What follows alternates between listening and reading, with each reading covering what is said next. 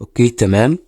ده كده شهر 8. او ماي جاد، ايه ده؟ شهر 8 جه. هنعمل ايه في شهر 8؟ ترارارارارا، الحاجة اللي هنعملها هتكون موجودة ورا البتاعة دي. استنى عشان افهمك. شهر 8 هو اصلا المفروض الدراسة بتبدأ 9.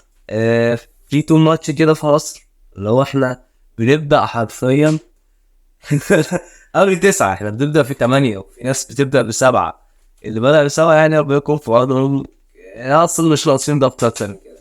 فشهر 8 جه. الحاجة اللي هنعملها في الشهر ده ولا شايفها ميك سنس منطقية، وكمان لما سألت ناس 3 سنة قبلية شايفها منطقية بتاع حاجة تعملها دلوقتي، وهي انك انت بس تعمل حاجة واحدة بس ارجع كده عشان اعرف انك انت تعمل ايه.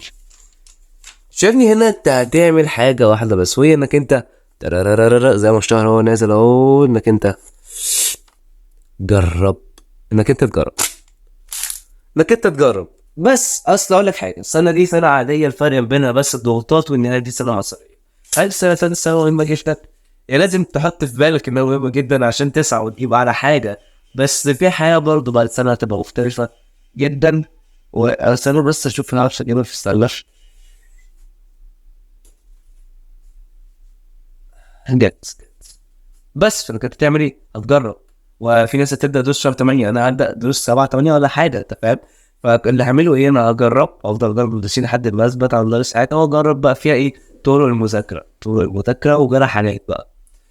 ف برضه ما تقدرش نفسك من اولها، وخدها بهداوه علشان ثانويه عامه زي ما قال حد بطلوا جدا. ثانويه عامه مش سباق سرعه، ثانويه عامه تعتبر ماراثون.